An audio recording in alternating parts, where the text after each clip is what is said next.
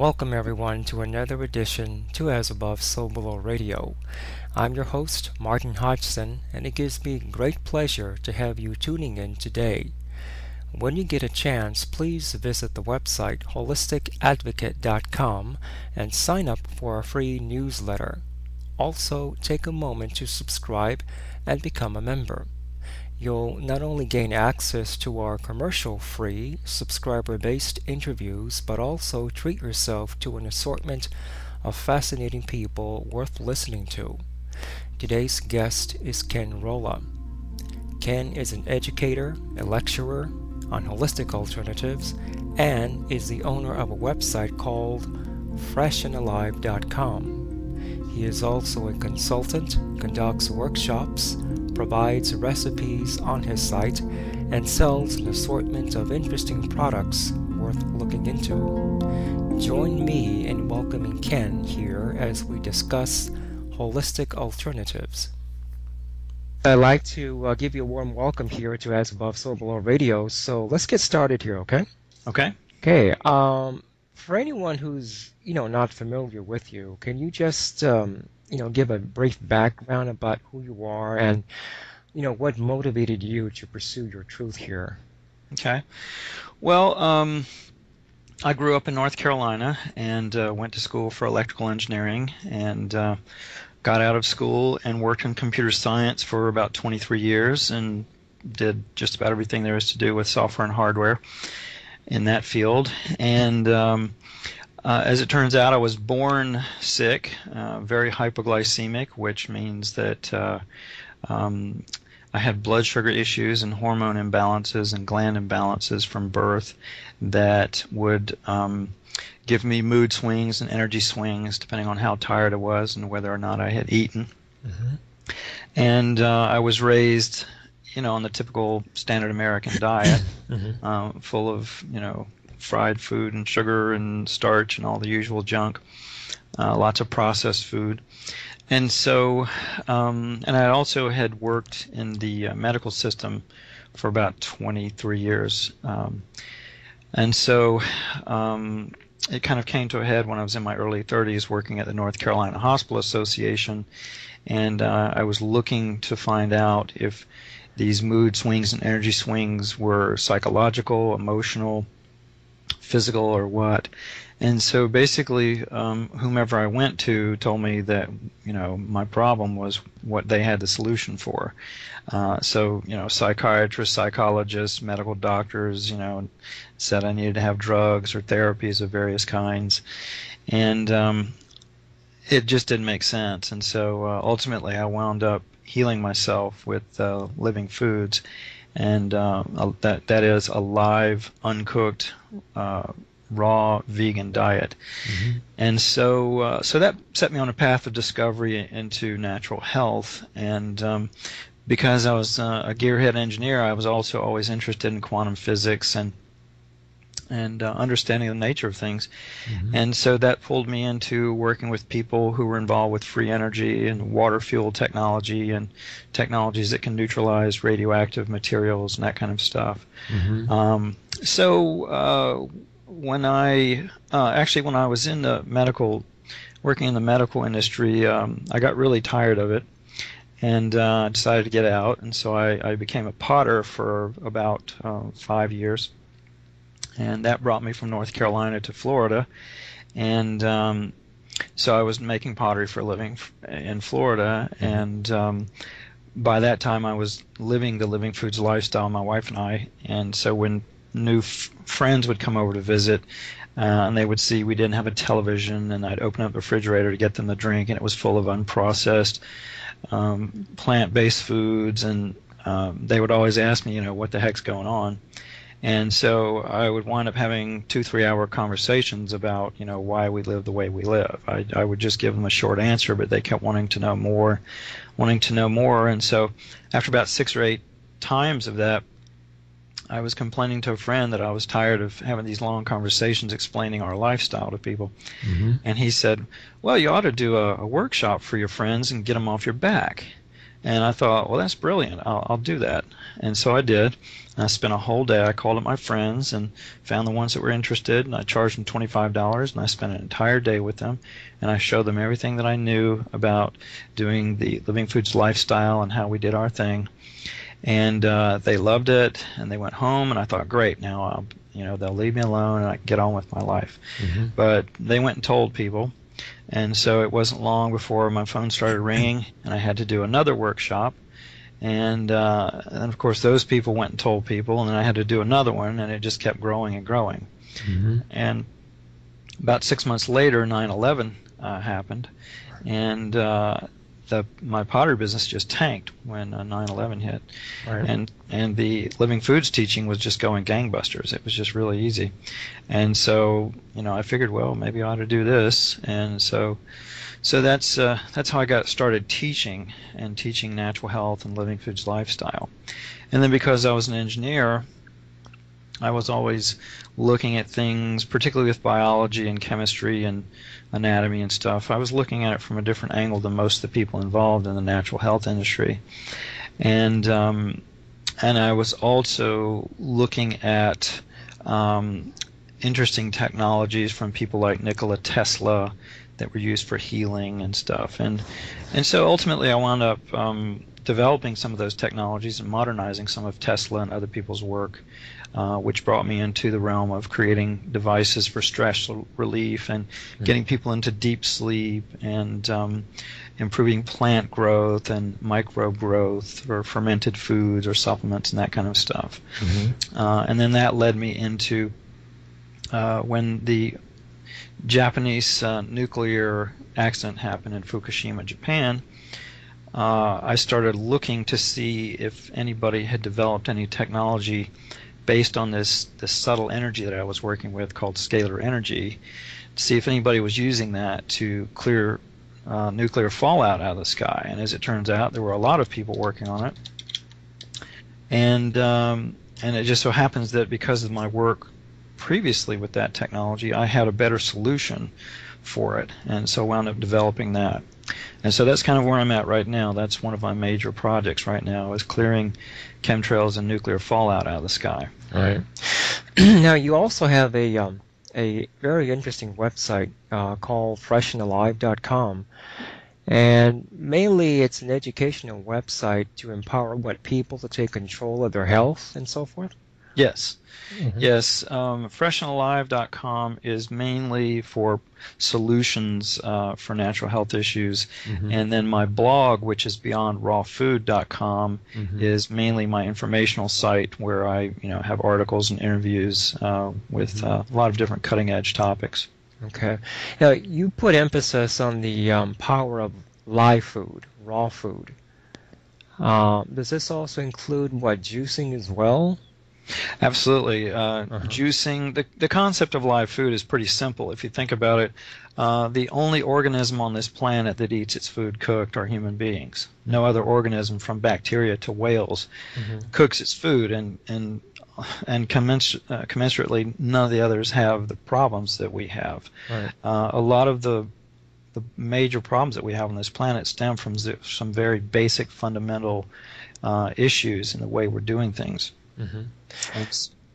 So the concept of living food is that you're eating a diet that the body was designed to eat, and it's regenerative rather than being degenerative. Okay. Now, just out of curiosity, did you have any inspiration when growing up to go into this field? Let's say there's this famous writer, nutritionist. His name is Jethro Kloss. The Power, I think it's called Back to Eden. It's a very famous, very famous book that was written a number of years ago. Did you have any inspiration with people like this while growing up? I mean, that's a laugh. No, actually, I'd say quite the opposite. The opposite, okay. I was immersed in the medical field because my mother was a nurse at Duke University Medical Center in North Carolina. So I was surrounded by doctors and professors and medical professionals, and so no, I was taught, just like most Americans, to trust and believe in doctors. And of course, back in those days, the medical system wasn't as controlled as it is now, and you could trust in them more. Right. But no, I was very immersed in the typical toxic lifestyle of standard American chemicalized diet, and the medical industry and all of that. And it wasn't until I was in my early 30s where I started waking up, because I had to. I had my health issues were kind of coming to a boil, and I had to do something about them. It was stressing my relationships with people, and especially my wife. So no, when I was growing up, I was immersed in the typical American lifestyle. Mm-hmm. Okay. What did inspire me, I would say, back in those days, were particularly fathers of some of my friends who were engineers and physicists. They would take me to their labs and their offices and show me some of the things they were working on, which was really interesting stuff. For example, one of them was developing the microprocessor back in the 60s, and so that was very inspiring. And this guy had lasers and all kinds of cool equipment that he played with, and he would let his son and me burn holes through things with lasers. So I got exposed to technology at an early age, which led me into an interest in computer science and engineering. Okay. Now, you also market a device called the Stress Shield Tesla Scalar Energy Device.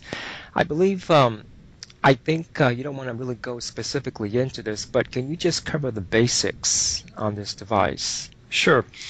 Tesla developed this device he called a personal oscillator, and basically what it did was generated what are called scalar waves. And scalar waves are a type of energy that's really kind of like the fabric of the universe. Behind all of the matter and electromagnetic energy that we're familiar with, that we can measure, there is a faster than light energy that will slow down and coagulate into either matter or the electromagnetic energy that we're familiar with. Right. And that is scalar energy. It's really the energy of consciousness, because it has an intelligence to it. And I kind of liken it to God consciousness. It flows through everything. It's like the Force in Star Wars. It flows through everything. It passes through planets like they're not even there. It passes through us like we're not even here.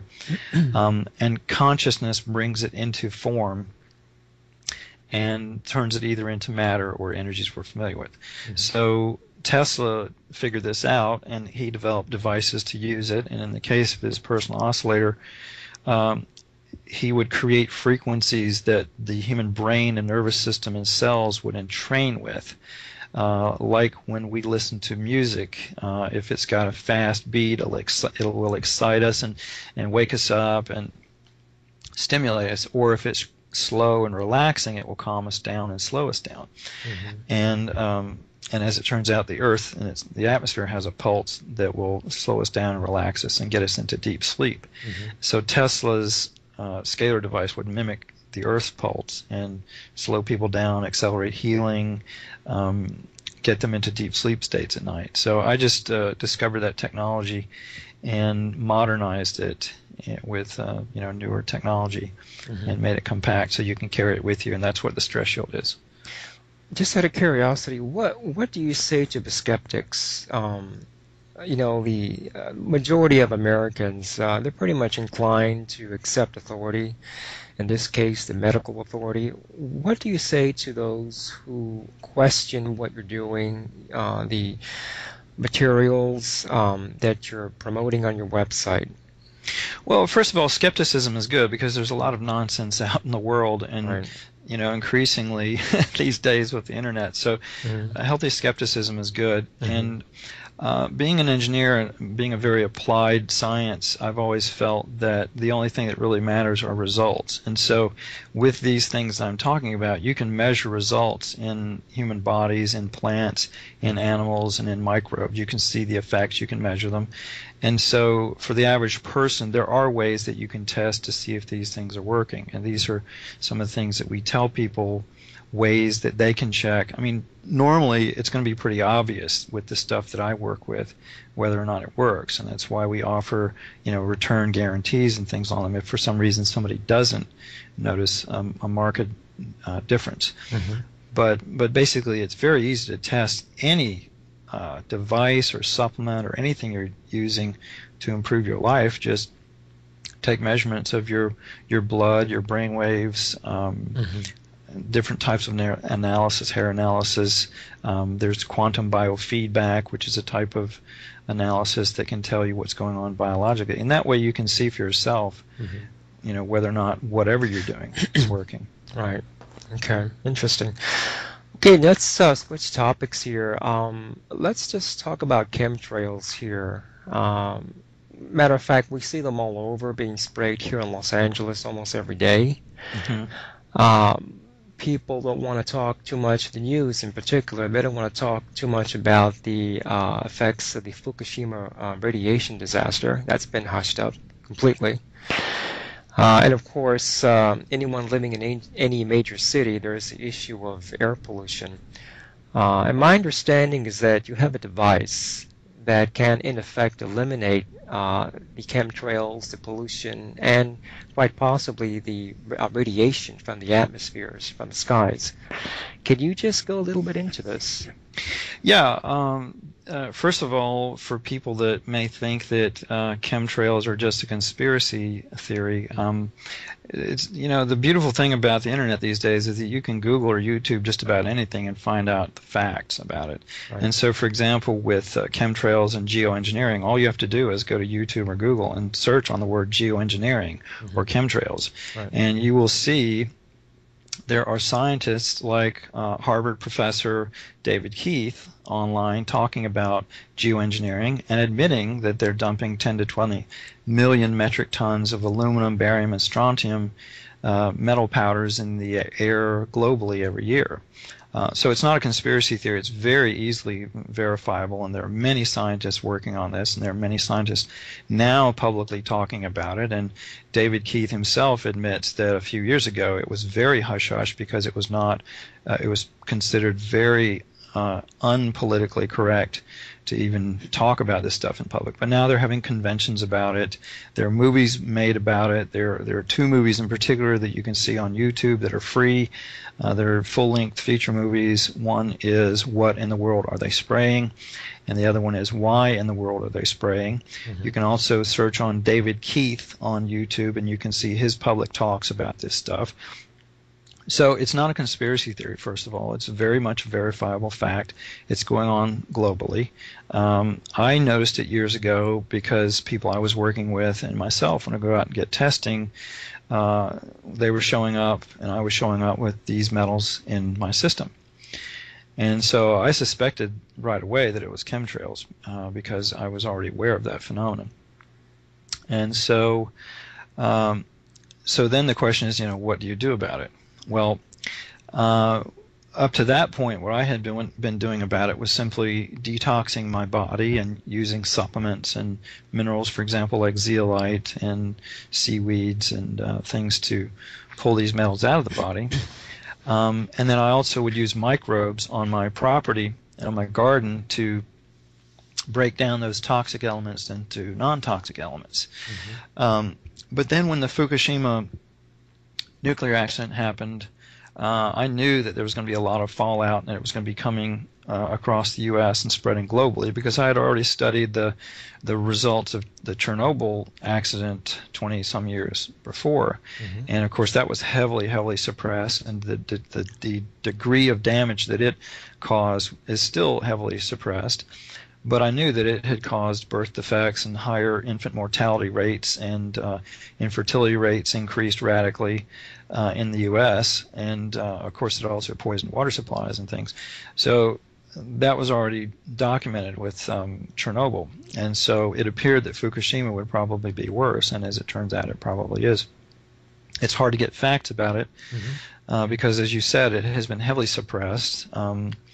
The Japanese Meteorological Research Institute in the first 2 months, they're like the Japanese EPA, they were monitoring the radiation levels in Japan in the ocean, and in the first 2 months after the accident, they measured 13.5 quadrillion becquerels of radiation going into the ocean. That's 13.5 million becquerels of radiation in the first 2 months.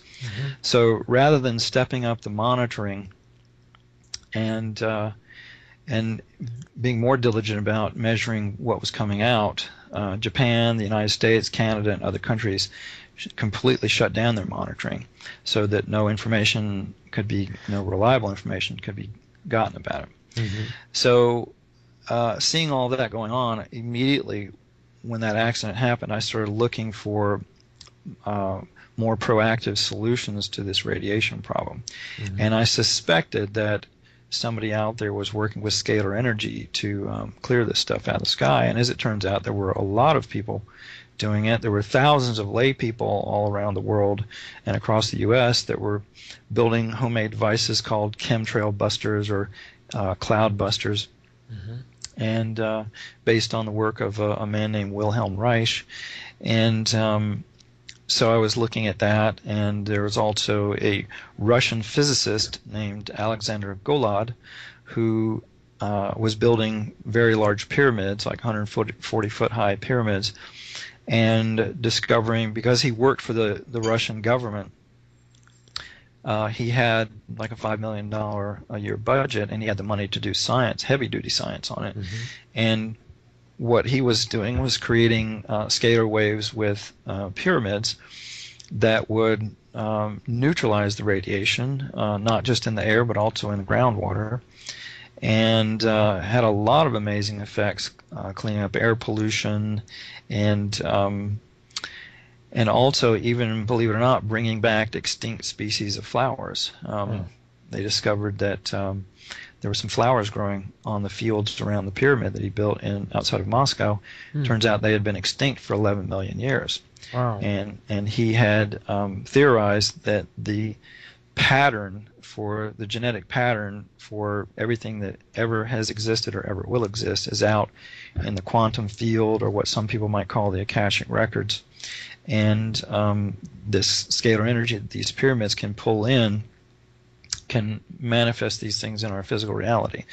So at any rate, there were all of these people doing all of this work with scalar energy on neutralizing radiation, and I had also seen it done back in the early 90s working with water fuel technology with a man named Yule Brown. Mm-hmm. And so I knew it was possible to neutralize radioactive materials. I just didn't know, if what I had at my disposal would work. Mm-hmm. So I just took the stress shield technology and amplified it and made it weatherproof and stuck it outdoors. And as it turns out, it would clear chemtrails visibly out of the sky. I don't know about radiation for sure, but based on Golod's work, it probably does, for about a 75-mile radius. And so, and what I'm doing now is showing people how they can do this themselves, how they can build these Reich-type cloud busters, because anybody can do it with some very inexpensive materials, from Home Depot and eBay. So I did develop a device that will clear these things, and I don't know if it's safe enough yet on this planet to come out with this technology, because the powers that be obviously don't want it out. Yeah, I was gonna ask you, why hasn't this sort of a device or technology been more publicly or popularly marketed? Because people get killed when Yeah. they do. In my experience, for example, back in the early 90s, I worked with free energy technology, and specifically water fuel, also known as HHO or hydroxy. And that fuel was proven to be not only efficient and easily and cheaply produced, but it could also clean up all of the air pollution and water pollution in the world. It can neutralize radiation, nuclear radiation. So we could take all of the waste from the nuclear power plants and neutralize all of it. And unfortunately, all of the people that were involved in that either died under mysterious circumstances or were blatantly assassinated. And so there's a good reason why people, for example, I just met a lady the other day who was a medical doctor, who wrote a book about the dangers of breast implants, and she had several assassination attempts on her life using energy weapons, and it wasn't even a government agency; it was a private corporation that attempted to kill her. So the reality of it is that, what the reality that most people live in, particularly most Americans, is an absolute fantasy that's been constructed for them, and most Americans have no concept of what, how things really operate on this planet. Okay. Very interesting. Now, with water fuel technology, you mentioned here that, let's see, it can neutralize nuclear radiation. Is that correct? Correct. Just out of curiosity, can you just give a brief description of Sure. this technology and who is behind this? Sure. Water fuel has been around since at least the 1800s, but in more modern times, it was more recently developed in the 1960s by a man named Yule Brown, that's Yull Brown, and another man named Andrija Puharich. They were both working on it roughly in the same period of time. And Brown, I think, had a better implementation of it, but they wound up getting it out by the mid to late 70s, at least, in working models. And then in the 80s and 90s, they both developed water-powered engines and cars and such. And I met Yule Brown in the early 90s, and he had several different working models, but he knew that he wouldn't be able to get a water-powered car or engine out on the market without being assassinated. So he attempted to put out welders with this water fuel, because basically the way it works is you take metal pipes or metal tubes of a certain lengths and certain diameters, and you arrange them in a bundle, kind of like a Gatling gun, and you stick that inside of a cylinder full of water, and you inject electricity into one end, being pulsed at a very specific frequency, and at that specific frequency, it will travel through those pipes and develop what's called resonance, which basically means that the vibrations get amplified, and the amplification of the signal will explode the H2O molecules into hydrogen and oxygen, and they are recombined into, instead of H2O, it's HHO. And what that looks like is a gas, but it's not steam, and it will burn. But when it burns with a blue flame, so it looks like a propane torch, but it implodes back into liquid water. And so you can take polluted water or salt water or radioactive water, and you can run it through that process, and it will pull the H2O out and recombine it back, first into Brown's gas, and then you burn it, and it turns it back into pure H2O, and it leaves behind the pollutants that were in the water, which you can then burn with the gas, and the gas has very weird quantum properties, and it will burn things at the subatomic level, and it will rearrange the subatomic structure of the materials that you burn, and basically do alchemy on them. It will convert one material to another. So you can take radioactive isotopes and burn them and turn them into non-radioactive materials. And so, or you can take toxic waste or whatever and burn it and turn it into non-toxic elements. And so that's what Brown was doing, and Stanley Meyer was doing, and other people. And so if you had millions and millions of cars driving around on the planet doing that, you could clean up the air and the water pretty quickly. And get rid of the need for nuclear power plants and all of that. But you have to understand that the real reason why the nuclear industry exists is not about generating power. The power generation is really an excuse. It's like a justification for making nuclear materials for weapons. And that's the real reason why we have nuclear power on this planet. So these various people that have developed these technologies, obviously it would shut down the war machine and a lot of other industries and the control of the energy supply, and because anybody can make these devices. I mean, they're very simple. So it would break the control on this planet, which the powers that be obviously don't want to happen, and they're willing to kill over it. Oh, yeah. Yeah, I'm comparing these two people you just mentioned, Yul Brown and Andrija Puharich. Yes. I'm just kind of comparing their geniuses to Royal Raymond Rife in that Hmm. they were really revolutionary in the way they formulated this technology. And somehow they were just pushed out the way by the powers that be. I had read the article written on redice.com, and I found it very interesting how I think it was Yul Brown who was just pushed out the way, just shut him up Right. by the powers that be. Absolutely. I was, working with him in the 90s, and he would do these large tours, and he would have thousands of people in stadiums exposing them to this information. I was with them when they had a team of about 50 engineers and physicists testing the technology with all kinds of measuring equipment, and, it was verified it worked. But, yeah, I mean, you're talking about a technology that would disrupt all of the control on this planet. And until the people with the power and the money have their power and money taken away from them, it's not likely to change. Right. Now, you mentioned just briefly HHO gas and how we can convert radioactive materials into non-radioactive materials. And I watched the video by Denny Klein.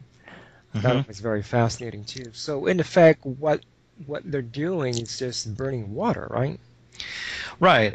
You're burning a gaseous form of water that will implode. Hmm. And if you study the work of people like Victor Schauberger, one of the other fundamental problems that we have on this planet is the way that we generate power.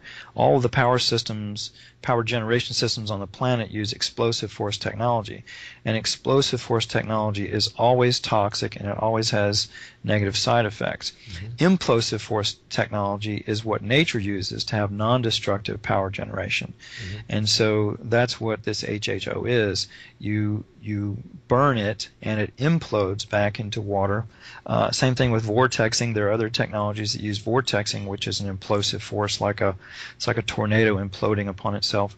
And they have non-destructive capabilities, and they can actually clean things up and fix things and heal things. Um, so yeah, it's a whole different physics and a whole different paradigm. Okay. Interesting. Okay, let's just switch topics here. Let's just talk about ETs.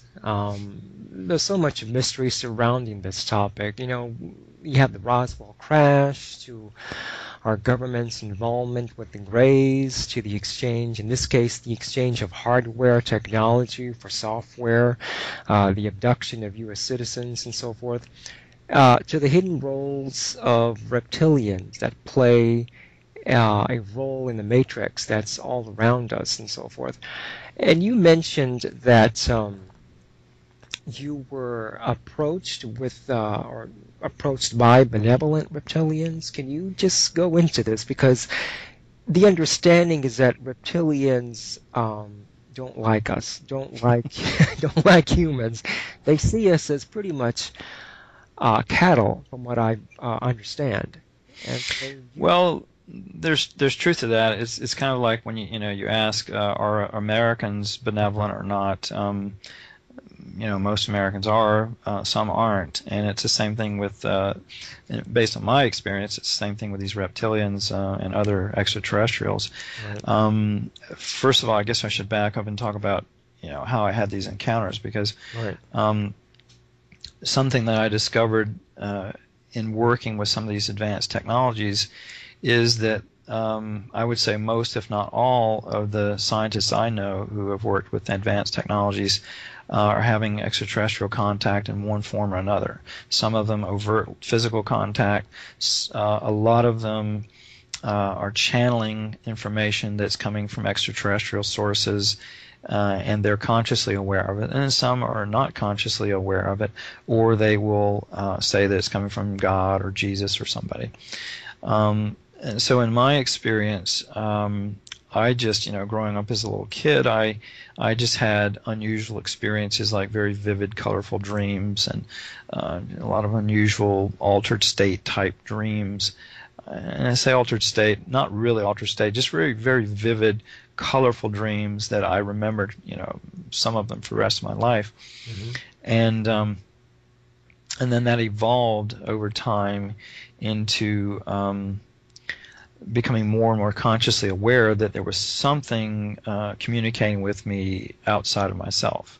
And it would occur sometimes in the dream state where I would be given information or pictures, ideas, and then in my 20s, I encountered the Seth books by Jane Roberts, and I think Seth Speaks was the first one. And in that channeled material, Seth talked about the nature of reality and things like that. And it was a real eye-opener for me, because my entire life I had believed all these concepts within myself, and I had never seen anybody outside of me ever discuss any of these concepts that you create your reality and just the nature of things. And here it was in these books, and so I was really surprised by that somebody else outside of me believed these things. Mm-hmm. And so that started to wake me up more to question, well, if this lady's channeling this stuff, where is it coming from, and where are these ideas that are coming to me coming from? Because I could be sitting, minding my own business, eating my dinner, and some crazy thought would come in from left field that was obviously not what I was thinking about. So I became more consciously aware that maybe there was something coming from somewhere else, and I started exploring that, doing dream experiments, keeping a recorder next to my bed and recording my dreams when I woke up immediately, and doing meditations, doing all kinds of body work and breath work and meditation, doing past life regressions, that kind of stuff. And as I developed that and did that stuff, increasingly these voices would give me information, and it was actually very useful stuff. It was like practical stuff that I could use on a day-to-day basis. And so as I questioned the nature of it more and more, eventually they identified themselves. And I was actually at an event sitting in the audience up in North Carolina, and had just a profound sense of exhaustion take over me, and I just assumed that it was my blood sugar dropping, because at that time I was hypoglycemic. Mm-hmm. But when I closed my eyes, there were these pairs of eyes staring back at me, very vivid, maybe 20 pairs of eyes staring back at me. Some of them were reptilian looking, some of them were kind of insect looking. Mm-hmm. There were different types. And they start talking to me and saying, they want to merge with me. Well, I didn't know what the heck that meant. And so I just thought maybe I was getting loopy from being, having a blood sugar swing. Mm-hmm. So I propped myself back up in my chair and woke up, shook my head off, and then sat back down, closed my eyes, and there it was again, and they're talking to me. And so, long story short, wound up, there were a bunch of I guess you'd say non-physical extraterrestrials that wanted to merge with a physical human to understand physicality and to understand our emotions, and to understand our birthing process, because what they told me was that they had come from a time and a place that where there was an incredible tyranny that had been created, and it needed to be changed, and it started here on this planet, mm-hmm. or at least part of it started here on this planet during our time over the last few thousand years, mm-hmm. and working its way up to now. And so they were kind of like this small group of rebels that were trying to change things where they were at. And they mentioned that time was basically, our concept of time was like a quaint local custom. Mm-hmm. And so they weren't really from our future, but from our perspective, they would be from our future. And they were us, basically coming back in time to change things so that they could break down this tyranny that they had found themselves in. So it was it was a possible reality, in other words. Right. It was a I wouldn't say a probable reality. It was a reality that existed, but it was one of many I see. that, from our viewpoint, would be the future, Hmm. and that there were many extraterrestrials involved that were coming back to the planet to change things throughout the galaxy, Hmm. um, because apparently there had been wars going on and all kinds of stuff for many, many thousands of years from our perspective. Hmm.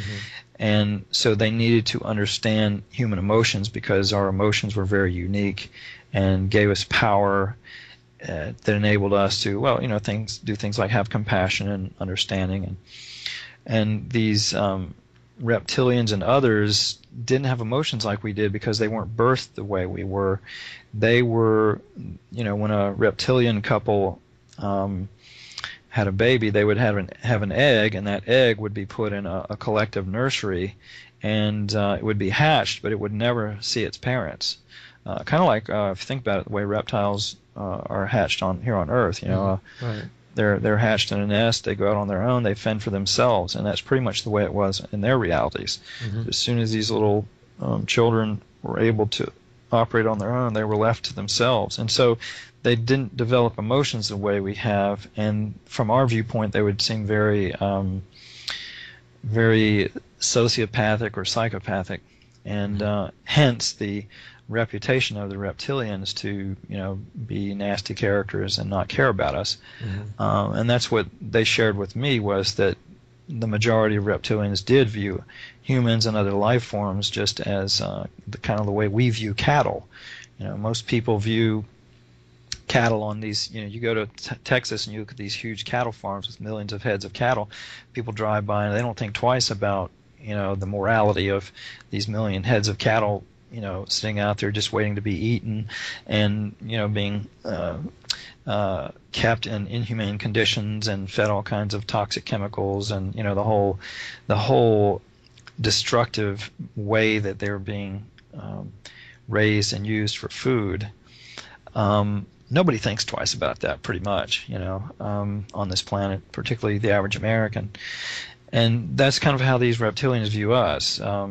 They don't have emotions the way we do. They don't feel compassion and have the range of emotions that we do, and so therefore they look at us as a food source. And so what they told me was, historically, many years ago, thousands of years ago, that they did feed on us physically, but that they operate in frequency ranges of reality where they don't have to be physical, and they can feed off of us energetically. And in particular, they like feeding off of the frequency of fear. And so that's why they've basically created the Earth as a cattle farm for humans, to keep us operating in fear and feeding them. And that may sound kind of crazy, but when you understand scalar energy is the fabric of the universe, and scalar energy coagulates into matter and the energies that we're familiar with, and it is the energy of consciousness, then it makes absolute sense purely from a physics standpoint that a being could grow and harvest other sentient beings to generate that scalar energy that they can then use to turn into other types of energy or matter, and use it for food. Right. So that's essentially what they've said to me is going on this planet, and that control is being broken because these reptilians have been involved in wars with other ETs, and their control and manipulation supposedly is coming to an end, and they're kind of in their dying gasp with all of the I guess the ridiculous fascism that you see on this planet is a manifestation of that, because these interdimensional beings, these reptilians and others, they have worked with the human powers that be on this planet to create these feeding systems through television, sports, religion, all these things that generate fear and keep people in a manufactured reality that's fearful. And so in exchange for keeping those systems going, the humans that maintain those systems and keep them going, in exchange they get information and knowledge that allows them to stay in power and keep their power. Mm-hmm. So that's kind of, in a nutshell, that's what I've been shown about the way things operate with these reptilians. Not all of them are malevolent, and that's true with a lot of different types of ETs in my experience. Hmm. What about other forms of ETs that you might have been involved with? I'm talking here about the human-appearing ETs, such as the Pleiadians, or maybe those out of the ordinary, such as the Greys. Did you have any interaction with these types of ETs? No, I haven't. And I mean, not that I know of. I may have encountered some human-looking ETs that I wasn't aware of at the time. I've certainly met a lot of humans who have a connection to these extraterrestrials. I've met a lot of humans that have contacts or channel in various ways these types of ETs, but I haven't encountered any Greys or anything like that. The reptilians that I've encountered, ultimately I did, when I was having these mergings and when they were talking to me in my head, I said, well, if I'm not crazy and this isn't all just in my head, then I need to see you physically. And they told me that they couldn't do that because my DNA was programmed to fear them, and it would traumatize me too much and thwart the work that they wanted to do with me. Mm-hmm. And so, but I insisted, and I kept insisting. So after a few years, they did wind up showing themselves physically. And I was out in the woods in North Carolina and encountered them. And so I saw them. I didn't touch them, but there were 3 reptilians, and they were very large. Small one was probably 12 feet high, and the large one was probably about 18 feet high. Oh. They were slender. They were very muscular. They had like olive drab skin. It was in the evening, and it was in the woods in a valley, and so they were kind of backlit by the setting sun. So I could only see their profile and a little bit of their features. But they were very powerful. They communicated telepathically. Their heads looked kind of like Mr. Worf on Star Trek Next Generation. They had these ridges going down the right and left sides of their head, and one ridge going down the center of their forehead down to their nose. Mm-hmm. And they were right. I was absolutely terrified when I saw them, and it didn't take but about 30 seconds, maybe a minute, of telepathic communication with them where I got terrified and ran away from there. Uh-huh. And then for a few years after that, I was very afraid that I was going to be abducted, and fortunately that never happened, and nothing negative ever came out of it. And mm-hmm. And as it turned out, they've helped me a lot with day-to-day life and giving me information and pictures of how things work, so that mm-hmm. When I look for solutions for these crazy problems that we have on this planet, very often I get help from them. Right. And a lot of scientists and people working on solutions are having these kinds of interactions as well. Yeah, you mentioned that they are receiving channeled information that could, in effect, help humanity, but are reluctant to come forward because of fear of ridicule and so forth. Would you agree that this is a phenomenon that's happening all over the scientific community?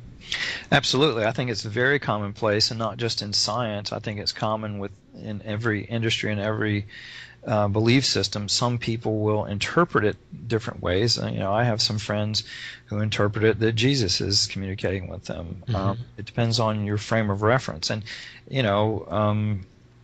my frame of reference may be just that,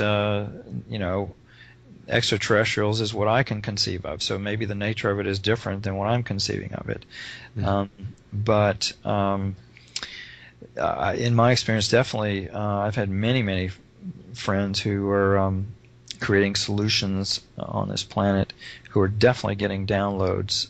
And typically when you see these people, particularly the ones that we label geniuses, usually their genius is coming from somewhere else. Maybe not solely, but they're getting a lot of influence from somewhere else. And they're able to use their logical mind, their left brain, and their intuitive mind, their right brain. And so those people that can balance that well and pull this information in, mm-hmm. A lot of times we call them geniuses. Right. Okay. Now, we're approaching about 10 minutes towards the end of the first hour here, Ken, and I want to go into your 2 near-death experiences here. This is fascinating because different people have a different perspective as to how they interpret dying, so to speak. Can you just go into that? Yeah, I had two near-death experiences when I was young, very young.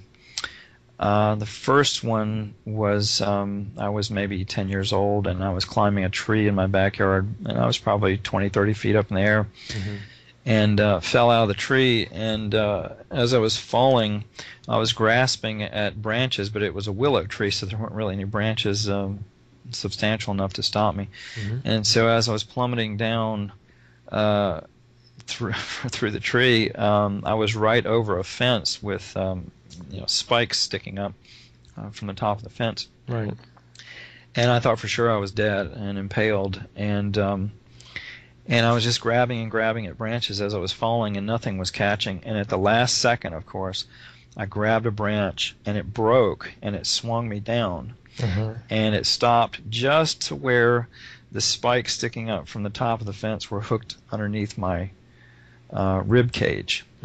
And so I'm like, my rib cage is hooked on the spikes, but it didn't puncture my skin. And I was just hanging there, and I couldn't move, or I would have been impaled. And so I had to scream and yell for my brother, who was in the house, to come out and help me. And he came and helped lift me off the fence. And but in the course of doing that, I really felt like somebody was watching over me and kept me from dying. And then years later, I was probably, like, say, about 10 years old or so then, and maybe in my early 20s when I was about 21 years old, I was involved in a motorcycle accident, and I was going about 55 miles an hour around a blind curve at a bridge, and when I came around the curve, there was a car that pulled out in front of me, and I slammed right into it. And it was very interesting. That one was much more dramatic because first of all, when I saw the car, it's like time froze. And there's actually a scene in one of the Star Trek movies where this female extraterrestrial slows time down for Jean-Luc Picard. And it was very much like that scene in the movie. I wish I could remember. I think it's Star Trek Resurrection, but at any rate, as I pull out around this blind curve and I see the car, all of a sudden time just froze, and I could feel the signal from my brain trying to get down to my leg to put the brake on, and it was just too slow, and there was no time. And everything was going in very, very slow motion. And I had this instantaneous realization of everything that I had ever done in my life. And it's really impossible to describe in words, but it's kind of like if your brain and everything you've ever experienced was recorded onto computer memory, and it was dumped all at once or accessed all at once. That's what it was like. And I just remember thinking, I've got so much to do. I'm not ready to die. And then I blacked out, and the next thing I know, I'm in total darkness, and I'm headed up this tunnel of light. And it's the proverbial tunnel of light that a lot of people with near-death experiences talk about. It was kind of dimly lit yellow, and I didn't feel particularly blissful or anything. I just felt like, okay, this is fine, and I'm floating up this yellow tunnel of light. And then all of a sudden, I got pulled back into my body. And I woke up, and I'm laying on my back, and I didn't know I was laying on my back, but I was on the street, and I was all cut up and bloody, and there was a policeman over me asking me if I was okay. And I said, yeah, I'm fine. And so then they took me on to the hospital. I passed out, and they took me to the hospital, and they patched me up. But in the course of that experience, what it taught me was that, first of all, that this physical body is not all that we are. That it's simply a container for our consciousness, and that we do continue to exist beyond leaving this physical body. And it also really, really motivated me to live life to its fullest, and to have this experience, because we choose to come here. Based on my experience, we choose to come here, and we choose to be physical. And it's simply a place to come and learn and grow and experience physicality and the lessons that we have. And so for me, I'm just mind-boggled by people who are bored or depressed and don't. I mean, I can understand people having issues and being depressed and things, but because all of that stuff comes from trauma. But ultimately, what we have to do is deal and heal with our issues. And then once we deal with them and heal them up, then we can really move on and have an incredible existence and experience all of the incredible joys and lessons from this physical reality. You know, it's like when you go to bed at night, you dream. It's a very different reality, and there are realities out there, based on my experience, I would say, that are not physical from our viewpoint. So this is a very special, very vivid, intense type of reality, and it's not easy, or at least very often it's not easy, but at the same time it can be very, very rewarding and very uplifting and very joyous if we deal with our issues and heal and move past them and then move into joy and abundance and all of that. You know, it's pretty interesting you mentioned that it was very quick. Some people, when they do temporarily die, so to speak, their life is being reviewed. They meet their guides. You didn't have that experience, right? No, I don't think I got that far. And you know, I don't know what lies beyond from what I experienced, but there's a really wonderful book called Journey of Souls that discusses this, and it was written by a man who is a psychologist in Los Angeles, and he would regress people using hypnosis back to their childhood and to their birth so that they could heal emotional issues. And what he found was he was regressing people back into the womb and beyond, to the period of time before they were born into this life. And so he would ask them under hypnosis what that reality was like, and he did that with hundreds of people, maybe thousands. And so he wrote about it, and it's really, really fascinating. And the gist in that book is that when you die, that first of all, that you choose this potential reality to come into. You choose your parents, you choose your lineage to come into, so that you can have certain potential experiences.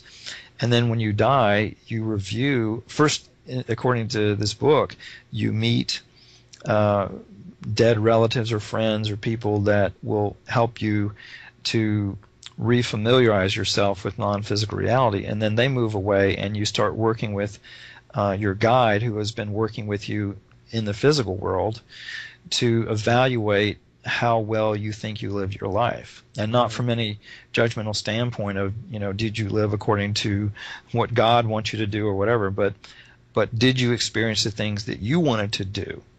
And if not, then what do you want to do about it? You know, there's no judgment by anybody, no heaven or hell, but basically you look back and say, well, did I do the things I wanted to do in that lifetime? Did I accomplish the things I wanted to accomplish as far as spiritual learning and evolvement?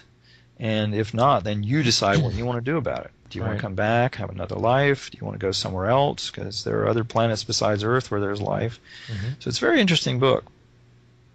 Fascinating. Okay. Well, we are approaching the end of the first hour, Ken. Would you care to remind our listeners on your website and any forthcoming events you have planned? Sure. My main website is freshandalive.com, and spelled A-N-D. And I do have a workshop at the beginning of March 2nd and 3rd, which is a 2-day event. I only do it once or twice a year, and it's essentially how to do the living foods lifestyle and adopt a regenerative diet and lifestyle. A lot of people will take that information and heal major illnesses and things with it, although I don't make any claims about it. But it's the fundamentals of how to navigate through this reality and stay healthy physically, emotionally, and spiritually amidst all of the pollution and genetically engineered foods and everything else. I've got a lot of talks I'm going to be doing around the U.S. in coming months, and that's also there on my events page. And I'll be doing retreats later in the year as well, where people can come and not just get information, but actually live this for several days and experience it. Because in my experience, when people do the living foods lifestyle for several days, they experience such a radical change in their bodies and their health and their outlook that it inspires them and gives them a vision of what's possible that they never knew before. Right. And that really changes people. I also see you have a web page dedicated to recipes. This is something which is pretty neat because people can view the videos too that you have on the website. Right. Years ago, when I first started doing this, I mean, I started in 1993, and there were no raw food videos out. There were no recipe books to speak of very much, and it was mostly the realm of healing centers with really pretty boring food. Mm-hmm. And so I wound up in 2006. I made my own recipe videos just to show people how to make things and simply and that would taste good. And so I've got that. And now there are lots and lots of great recipe books and videos out on living foods. Mm-hmm. But in particular, there are a lot of them are not healthy. You know, a lot of them use poor food combinations and ingredients that aren't particularly healthy. And so, you know, whatever you eat, it's important to understand how the body works with food and do it in a way that's regenerative. So that's my focus with these recipes and videos, is how to do it sustainably long term. Oh, good. That's it for the first hour on As Above, So Below Radio. Tune in for the second hour by subscribing to holisticadvocate.com, where Ken will further discuss ORMUS, alternative forms of healing, the importance of sunlight and purified spring water, GMOs and the importance of becoming a proactive consumer, mind control, and much more.